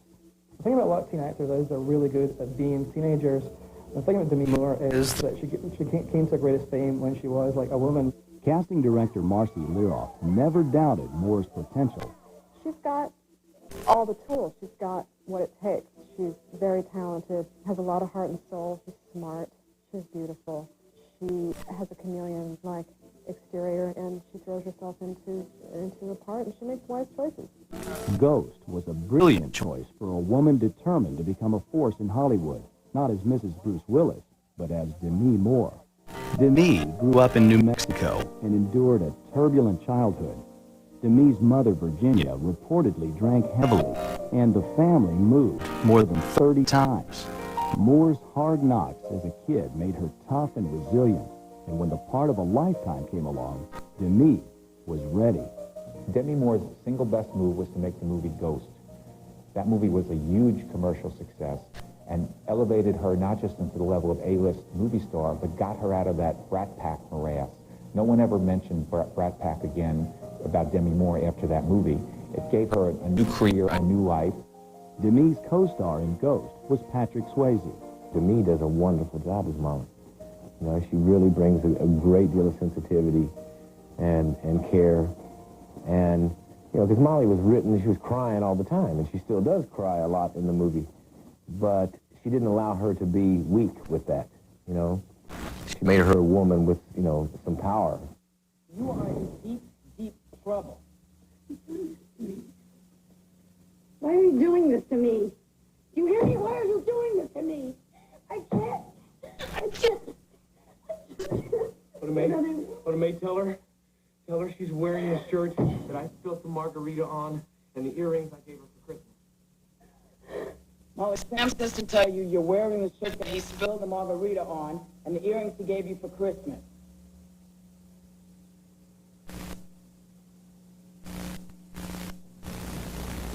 Don't you see I'm not a fake? How about this? Demi Moore's teary-eyed affair with a ghost was a box office smash. Demi attracted more attention in 1991 when she posed naked and pregnant on the cover of Vanity Fair magazine. Many people were outraged by the photo. I thought we'd get attention, but not controversy, and not strike a chord that seemed to provoke such deep emotions on both sides from people. Some people thinking it's, you know, a great move towards women's rights and freedom, to people thinking that it was disgusting and pornographic and repulsive. Emilio Estevez was also gaining attention from a string of successful movies. Estevez followed Stakeout with Young Guns and its sequel, Young Guns 2, playing the notorious gunslinger Billy the Kid. But Emilio was anxious to try his hand at writing and directing again, and in 1990, filming began on the comedy Men at Work. 28-year-old Estevez and his brother, 25-year-old Charlie Sheen, played freewheeling garbage collectors who stumble upon a dead body. The half-witted movie was a radical departure from Wisdom, Emilio's first directing job 4 years earlier, but the response was the same. Critics were harsh. I took my lumps. And I went out there and I wrote and I directed and I acted in movies, and the critics, press, man, they beat me up. I mean, I came out of that, well, both situations, a lot stronger than I was when I went into them. 22-year-old Anthony Michael Hall was taking his lumps as well. After virtually disappearing during the late 80s, Hall desperately sought to reinvent himself. With his drinking problem in check and sporting a new look, Michael appeared as a beefed-up bully in Tim Burton's quirky film Edward Scissorhands. The movie was a modest hit, but the magic that made Hall a teen idol was missing. There's very, very, very few child or teenage actors who ever turn that cusp and become adults and keep that same fame. Hall's stab at a comeback fell short. But 31-year-old Judd Nelson, also missing in action during the late 80s, fared much better.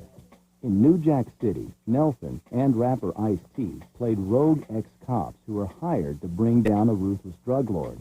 The film featured a predominantly African-American cast, but Nelson fit right in. Judd didn't come on to the set, yo, what's up, bro?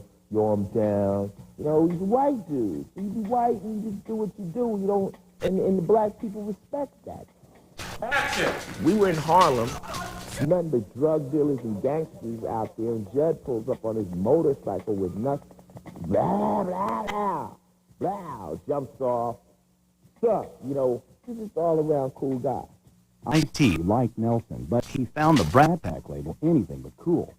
I'm coming from rock and roll, so I've yet to run into an actor that's much more of a party animal than any of the rock cats. You know, I'm running around with Axl Rose and cats like that. So to me, I didn't see it. I just seen a guy having fun, you know, but not to the point where he was trying to destroy himself. Rob Lowe, meanwhile, was doing his best to avoid any controversy in the wake of his video misadventures in Paris and Atlanta. Lowe's acting career was still hemorrhaging, but his 1991 marriage to Cheryl Burkhoff helped stabilize his personal life. At 30, Cheryl was 3 years older than Rob. Her maturity, however, was only part of the attraction. I think it's difficult for two actors to be together. And I've got it great because my wife understands the business because she's a makeup artist on movies and is incredibly creative, which is what attracts me to actresses, is that they're creative people. Romance was also in the air for Ali Sheedy. Ali met actor David Lansbury in 1991, and the couple married a year later. Ali was 30. Lansbury, nephew of distinguished actress Angela Lansbury, was 31. But there was little joy in Ali's professional life. Her career was at a standstill.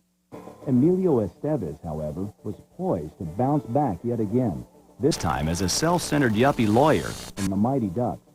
Early in the film, Emilio is busted for drunk driving and ordered to perform community service. His assignment, to coach a ragtag hockey team of inner-city kids. All right, Duck. Who's going to take it? I think he should take it. Me? Yeah, you. What about Charlie? What are you saying? Let's let him finish what he started. Coach, we have a chance to win. Damn straight we do. Come here. You practicing that triple D? Yeah. Then you're all set. You may make it, you may not. But That doesn't matter, Charlie. What matters is that we're here. Look around. Whoever thought we'd make it this far? 1, 2, 3, triple D. Take your best shot. Believe in me, Charlie. Win or lose. Thanks, Coach. Forget it. The movie scored big at the box office and even spawned a National Hockey League team, the Mighty Ducks of Anaheim. But Emilio's winning ways were not confined to the ice. Co-star Heidi Kling. I remember Emilio and Paul being completely in love and so into each other. He was just kooky about her. It was really, really neat to see. Paula was Paula Abdul, the pop singing sensation who consistently topped the Billboard charts with one hit song after another. In April 1992, following a very public 3-month courtship, Abdul and Estevez married, both for 29. Emilio and Paula soaked up the media attention. Rob Lowe was also having some fun, lampooning his bad boy image in the 1992 comedy hit Wayne's World. Critics praised Rob's performance and his willingness to laugh at himself, but Lowe faced a rugged uphill climb to rebuild his shattered image.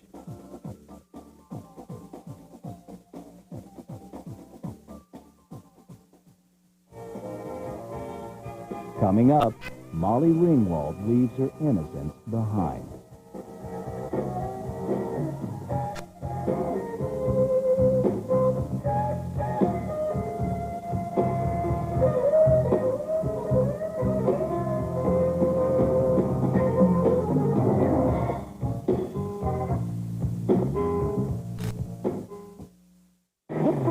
Get here early and get yourself a beer. The nightlife.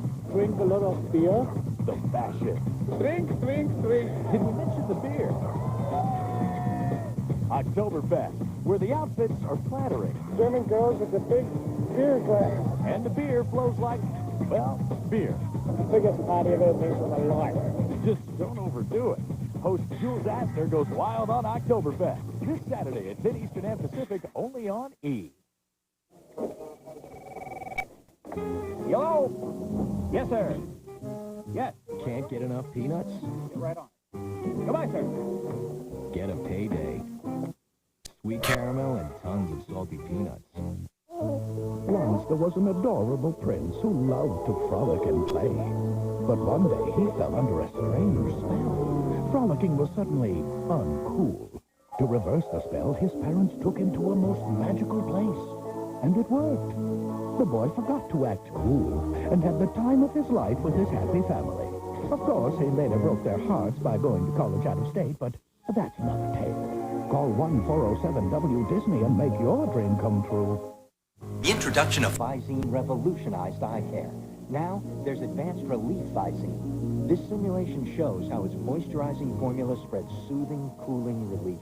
Look for a money-saving coupon on Visine in Sunday's paper.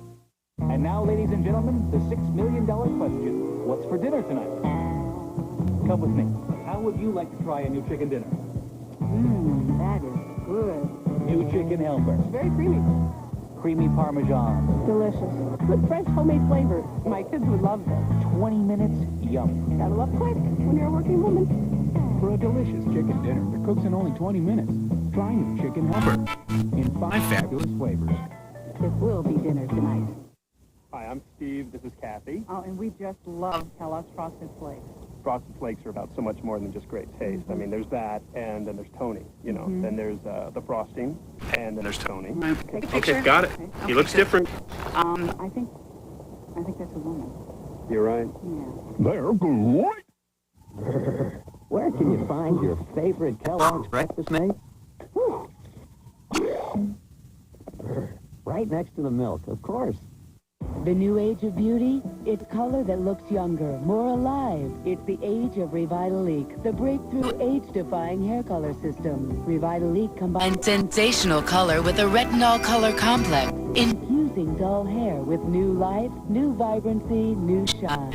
And Revitalique goes beyond other hair colors with a daily protectant to strengthen and revitalize between colorings. Revitalique age-defying color. So advanced, it could only come from Clairol. Makeup is just a cover-up? That's so yesterday. But makeup that softens little lines? That's today. That's New Visible Lift by L'Oreal. The magic is Pro Retinol A in a makeup. So as it really covers those little laugh lines, it really helps them disappear. New Visible Lift by L'Oreal. So now when I put on my makeup, the years don't come back. Now that's a visible lift. I can see it, I can feel it, and I'm worth it. Are you on? Passing through. No, really. Didn't bother what? Just one of these kind of states to know about.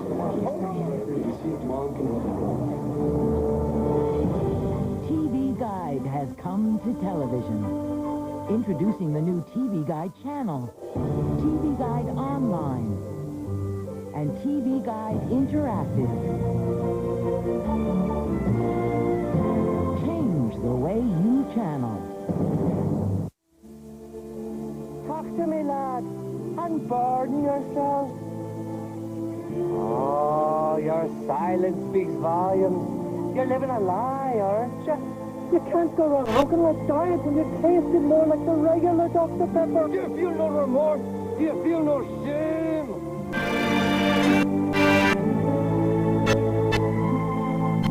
Oh, boy. Diet Dr. Pepper tastes more like regular. That's our story, and we're sticking to it. This portion of E! is brought to you by Diet Dr. Pepper and your local Dr. Pepper bottler. Diet Dr. Pepper does taste more like regular Dr. Pepper.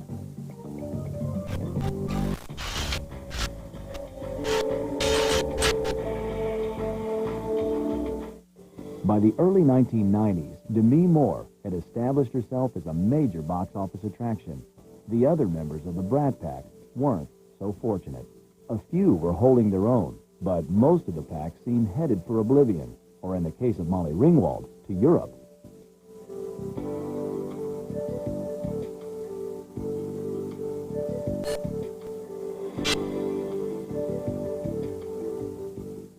In the fall of 1992, after a string of forgettable films, 24-year-old Molly Ringwald received few scripts and fewer phone calls. I don't care who you are, Molly Ringwald or Clint Eastwood or the biggest star in Hollywood has trouble dealing with an unsuccessful movie. Because Hollywood doesn't like it, and the business doesn't like it. And so you have to take your lumps. Despite being disillusioned with Hollywood and her career, Molly refused to look back. I don't really believe in having regrets. It's pointless. What are you going to do? You know, and plus, I don't really think that I suffered.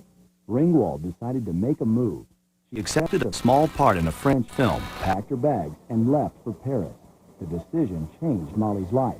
The big attraction to me was that I wasn't in the limelight, and I didn't have that pressure around, and it was very quiet. Paris was a very quiet place for me, and I had that time of reflection and time to think, and that was really nice. But the shift in scenery was only part of the attraction. Molly also wanted to transform her good girl image. Ça? Non, j'ai pas peur, je méprise, c'est tout. Vous savez, je vais lui faire autant de mal qu'il m'en a fait. Je vais le réduire en bouillie. Avec quoi? Avec quoi? Avec quoi? Avec la haine, c'est ça. Ça, c'est quoi? C'est de la haine partout dans mon corps. Vous sentez? Ça chauffe, ça brûle. Je vais l'étouffer de haine. Oui. Je suis sûre qu'après, je serai une grande actrice. Pour être un grand acteur, il faut une preuve bien. Je suis prête. While Molly Ringwald settled down in France, Demi Moore landed on the cover of Vanity Fair for the second time. Moore was white-hot and ripe for parody. In 1993, Moore's 48-year-old mother, Virginia, poked fun at Demi's Vanity Fair covers by appearing nude in the April publication of High Society. The media jumped all over the story, and the photos created a major rift between mother and daughter. Judd Nelson was also stirring up trouble. Nelson and Beverly Hills 90210 bad girl Shannon Doherty began dating. According to gossip columnists, their relationship consisted mostly of well-publicized fights at Hollywood night spots, but their most infamous fling took place in Texas. In May 1993, after leaving a Dallas restaurant, 33-year-old Nelson was confronted by a heckler. Judd reportedly karate-kicked a young woman in the head, knocking her to the ground. Judd was arrested and sentenced to 2 years probation. Soon after the episode, Nelson and Doherty broke off their stormy relationship. Unfortunately, Judd's on-screen characters were hardly as colorful. He drifted from one second-rate thriller to another. The outlook was brighter, however, for Emilio Estevez. 30-year-old Estevez received a reported $3 million to appear in the sequel to The Mighty Ducks. The role provided Emilio with much more than a big paycheck. What Emilio Estevez has that a lot of the post-Brat actors don't have as a franchise. You know, I mean, getting the call to do Mighty Ducks 15 might be like getting a call to say, you know, come in and get root canal work. But, you know, it's always there for him. And it means that, you know, he might not be the most visible actor around, but like every couple of years he's going to get back out in that field and start dodging pucks. Filming began on D2, The Mighty Ducks, in 1993. Estevez had little trouble with the familiar role. Away from the set, however, he was running on empty.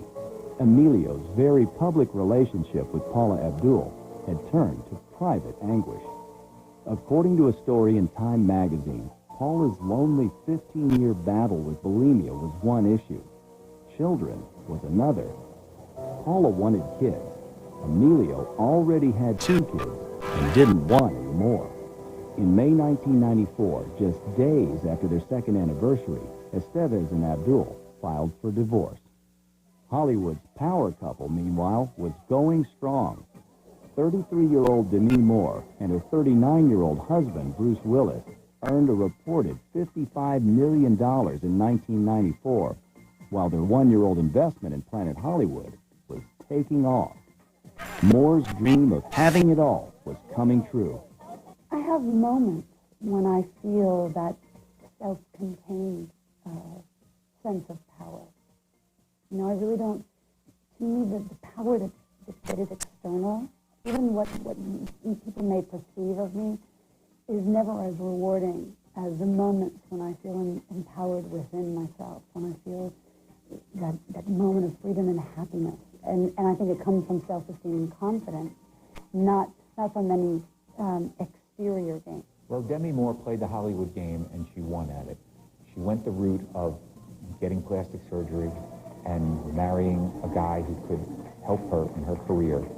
A game that put Demi Moore and Bruce Willis in the crosshairs of the tabloid media. What you have to understand is a lot of the things that are said about my wife and I, that are said about me, are things that are written to sell newspapers, to sell magazines. These people don't call us up and say, hey, you're Hollywood's hottest couple now. How do you feel? They write these articles, and it sells tickets to movies, and it's just another part of the industry. You know? It's just another part of this big, big machine. And few actors could drive the Hollywood machine like Demi Moore. Demi Moore's genius, which the other teen actors didn't have, was just being able to totally market herself and create a little event around everything she did. Demi's aggressive style became her trademark. She played for keeps and never played it safe. Risk-taking is very important for an actor. I think it is almost the heart and soul of what they do. Being vulnerable and taking that leap and not playing the same part every time and jumping into something new and being vulnerable and just ripping open their heart every time, that's what it's all about. In 1996, 33-year-old Moore went out on a limb for striptease, playing a former FBI clerk in need of money to regain custody of her daughter. Demi shimmied down to nothing more than a G-string and a smile, and danced away with a reported $12.5 million, the largest amount ever paid to an actress at that time. Despite Demi's ample assets, the film was a box office disaster.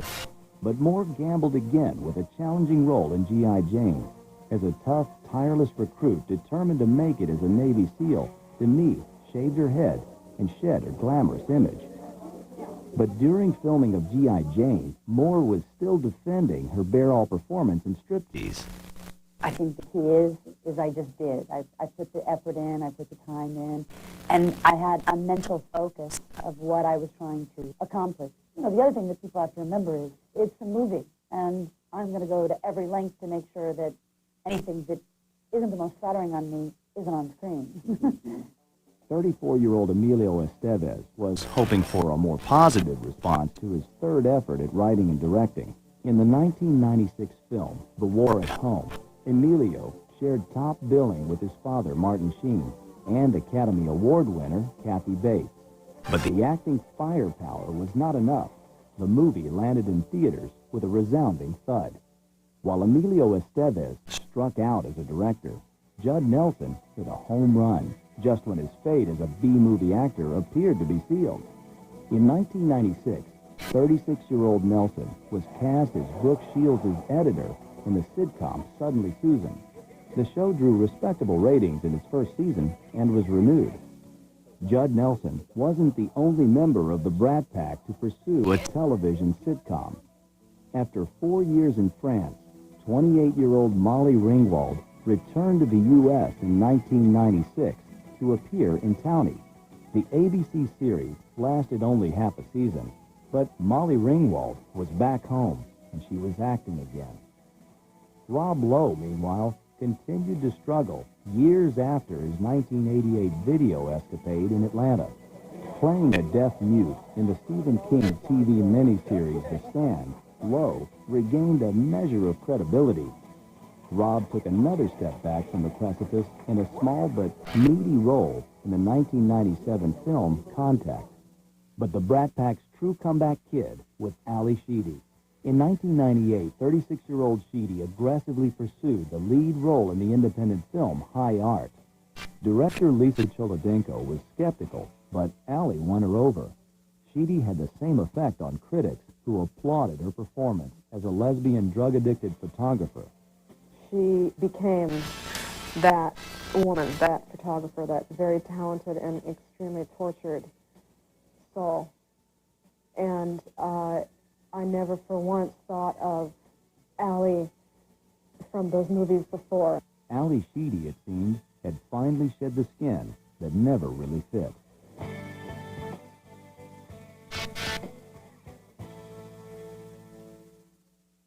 Coming up, the Brat Pack comes full circle. There's no dead bodies in this story. There's people now that are successful actors, struggling actors, or really struggling actors, but there are no casualties.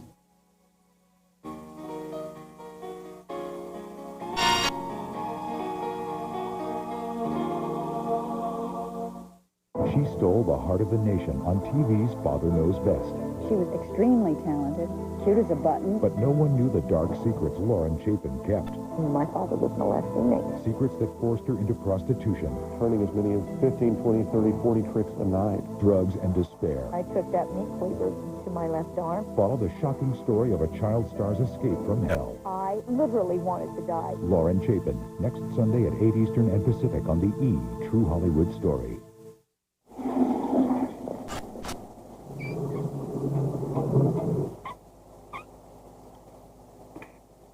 No soap, no water, no problem. Dial hand sanitizer kills 99.9% of germs instantly. The Aussie philosophy. I believe my hair should be in a clean and natural state. And I love Aussie's natural stuff, like mango and kangaroo paw flower. And I believe Aussie's why my hair's so full of light and shine. That's my philosophy. Aussie. After 3 years of development, 300 scientific studies, and with 23 patents filed, comes a breakthrough in dental care. Introducing the revolutionary Oral-B cross-action. Its unique crisscross bristles penetrate to lift out and sweep away more plaque than any other brush. Clinical tests prove it. Now you can too. The new cross-action toothbrush from Oral-B. A protégé evening blouse. Can you say svelte? A fabulous Scotty Bass. What in heaven's name? Why, it's a black cotton blend with yellow buttons. It reads 1-800-CALLATT for collect calls. Does anybody know where the phone is? I have to make a collect call. Bravo! You can win this hot little sweatshirt instantly when you complete a collect call with 1-800-CALL-ATT. It's the same bargain basement rate all the time.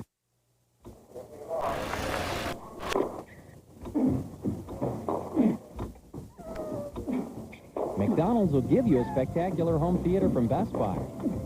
What you do with it is up to you. The excitement of the Monopoly game is back at McDonald's. Just buy America's favorite fries and play for a chance to win millions of prizes, including a home theater system from Best Buy. Where can you go to play the Monopoly game today? Did somebody say McDonald's? Imagine TV. Hey, Freddie, I need a little information. Well, my mind's a little fuzzy, Chief. Let's clear it up. Mercury Mountaineer, available V8, all-wheel drive, leather trim interior, 6-disc CD changer. I hear it's fairly comfortable. You're good, kid. Where do you get your information anyway? That's my little secret. Power move roof, standard 5-length, just aluminum wheels.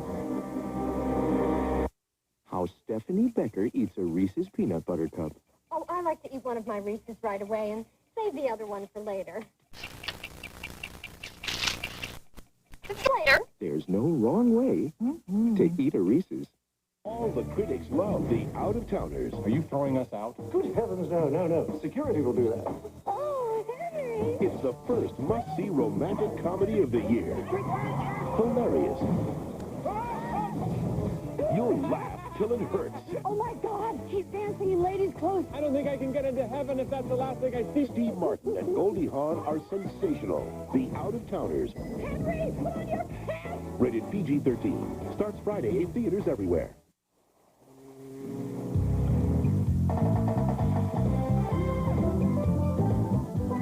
Looks like one vacation is just more fun. We guarantee it. Carnival, the most popular cruise line in the world. It's E's Meet Your Match Weekend. Call and join us for a fabulous 3-day cruise on Carnival's holiday. Call Galaxy Cruise and Tours at 800-662-5450.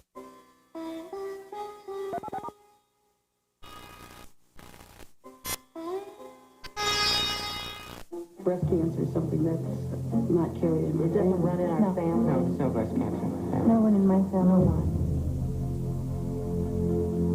Breast cancer is caused by a gene. And we don't have it. Well, I've lived this long without breast cancer. I'm sure my chances of getting it are small. I feel that my chances are less at my age. I'm pretty sure my chances of getting it are small. I've lived this long without breast cancer.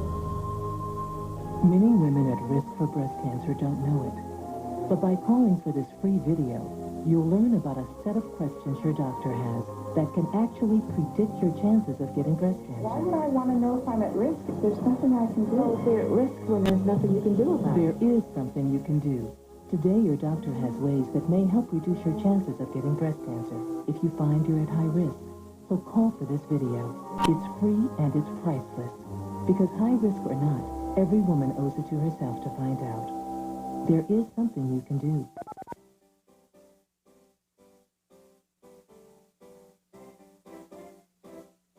In the mid-1980s, Hollywood was rocked by an explosion of youth-oriented films, and the Brat Pack was at the epicenter. 15 years later, the 8 actors who became forever linked by a label are still making movies.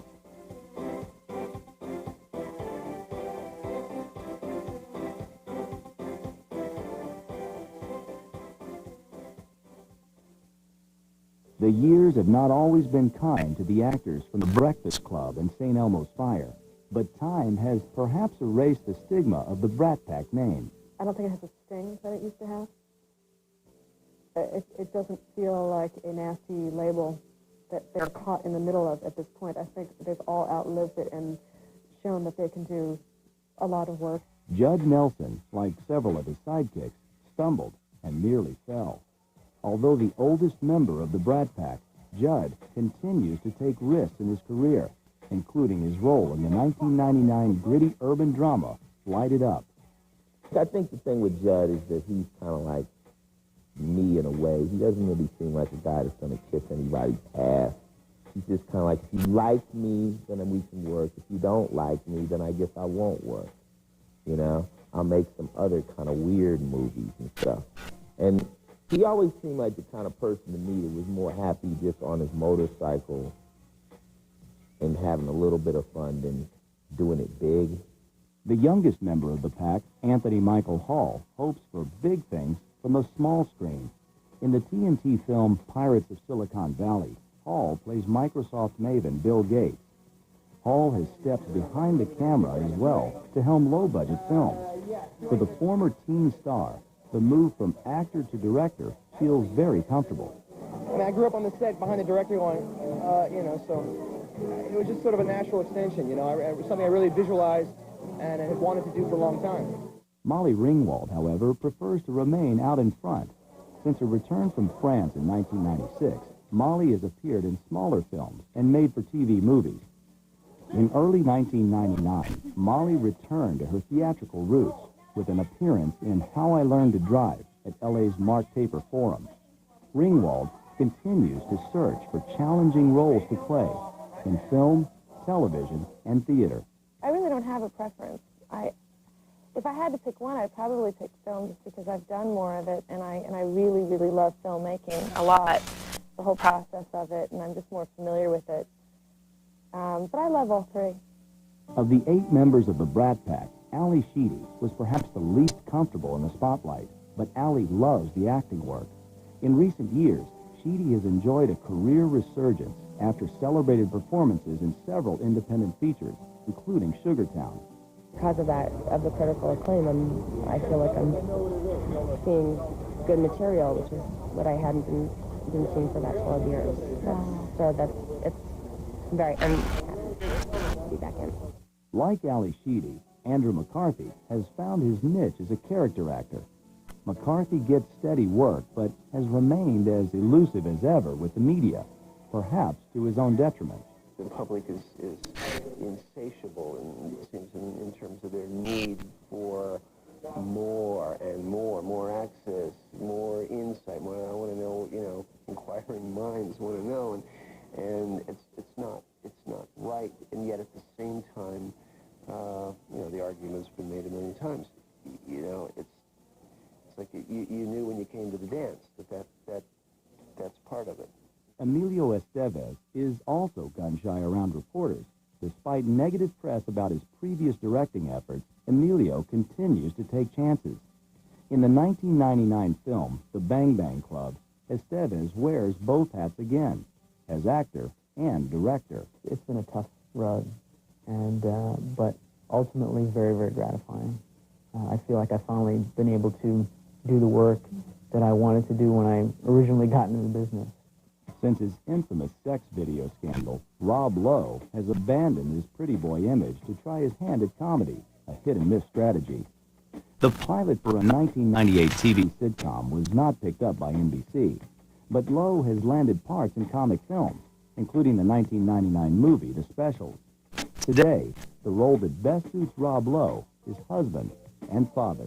You know, I spent so much time early in my career working that my entire focus was my career. Then I got married.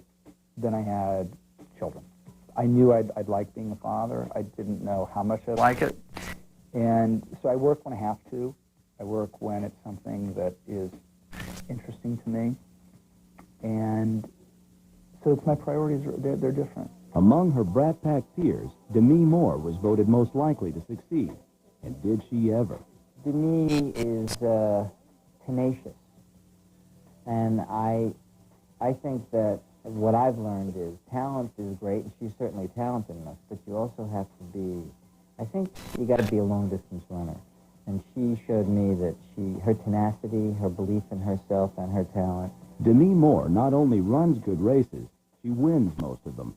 Demi and Bruce Willis are firmly entrenched on Hollywood's A-list of actors, but their climb to the top has taken its toll. The couple separated in June 1998, 11 years after exchanging wedding vows.